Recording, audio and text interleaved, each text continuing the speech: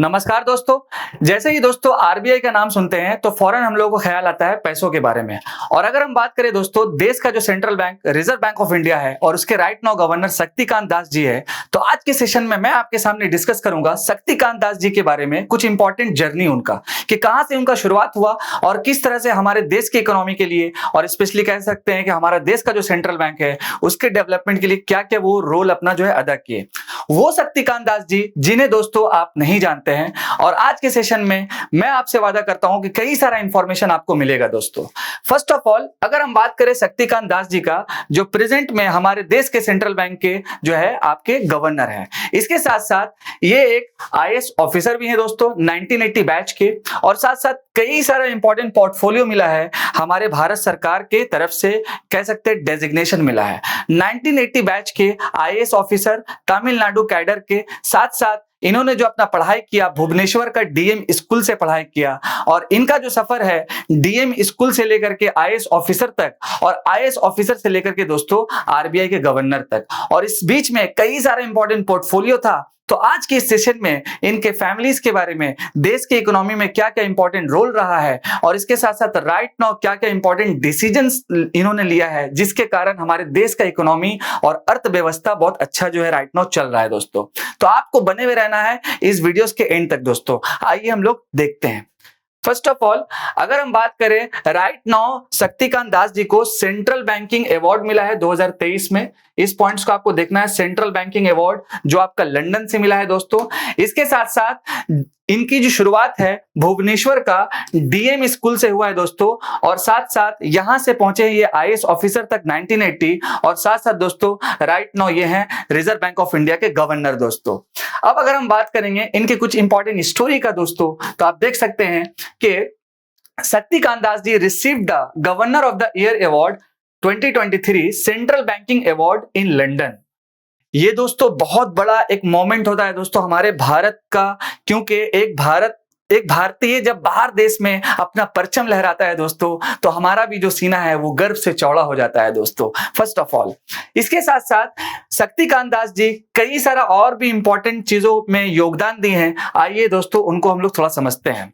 अगर हम बात करेंगे शक्तिकांत दास जी का कि ब्यूरोक्रेट से आरबीआई का जो इनका सफर कहां से शुरुआत हुआ, तो आपको याद होगा दोस्तों साल 2018 में शक्तिकांत दास जी ने आरबीआई का गवर्नर का जो पोस्ट है वो मतलब उसमें अपॉइंट हुए, और उससे पहले जो गवर्नर थे वो उर्जित पटेल थे। वो आपको पता है उर्जित पटेल जी ने रिजाइन दे दिया, और वहां से आपको एक चीज मालूम होना चाहिए कि साल 2016 में एक इंपॉर्टेंट कमेटी बना था जिसका नाम था मॉनेटरी पॉलिसी कमेटी, और इस कमेटी को हम बोलते हैं उर्जित पटेल कमेटी भी मतलब कि बोलते हैं दोस्तों। तो 2018 से इनका शुरुआत हुआ आरबीआई के गवर्नर से। इसके साथ साथ ये पूरे हिस्ट्री में सबसे पहला था, 28 ईयर्स में मान के चलिए कि ये पहले नॉन इकोनॉमिस्ट थे जो आरबीआई के जो है गवर्नर बने दोस्तों। इसके साथ साथ इस बीच में जब 2 साल का वक्फा पूरा हुआ तो फिर हमारे देश में और पूरे वर्ल्ड में कोविड आ गया था दोस्तों, और इस कोविड-19 के पीरियड में इनका कई सारा इंपॉर्टेंट डिसीजंस था।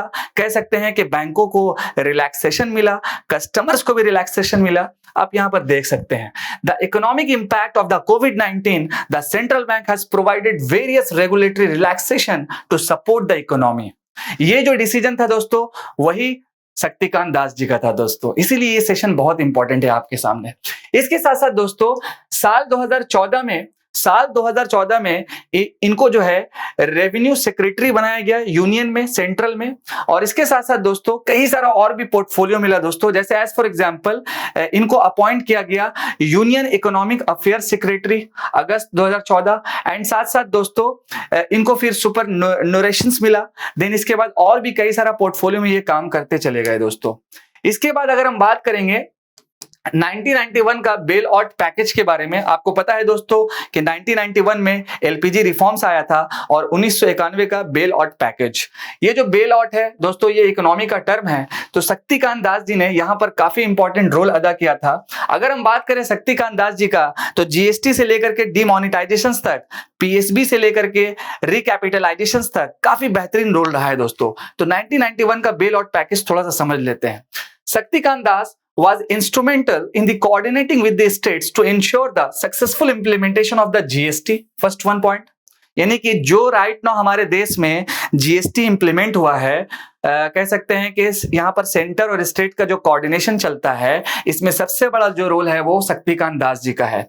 इसके साथ साथ कई सारा जो इंटरनेशनल फोरम है या फिर कह सकते हैं ग्रुप है, as for example International Monetary Fund, then आपका G20, इसके साथ आपका ब्रिक्स, कई सारा इंपॉर्टेंट ऑर्गेनाइजेशन में इनका बहुत बड़ा रोल रहा है दोस्तों। और इसके साथ साथ ये एज ए आरबीआई गवर्नर, कह सकते हैं एज ए शेरपा भी जो है प्रेजेंट हुए हैं फॉरेन कंट्री जाकर के। तो कमेंट सेक्शन में आप जरूर बताइएगा कि शेरपा होता क्या है दोस्तों।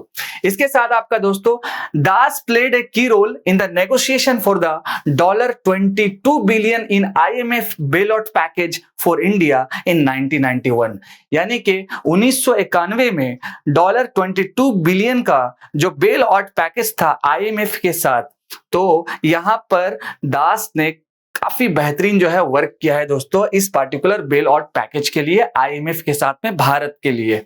ये आपको पॉइंट अच्छे से समझना है दोस्तों। इसके बाद अगर हम बात करेंगे शक्तिकांत दास जी का ब्यूरोक्रेटिक लाइफ के बारे में, तो मैंने आपको पहले बताया कि 1980 के ये IAS ऑफिसर हैं।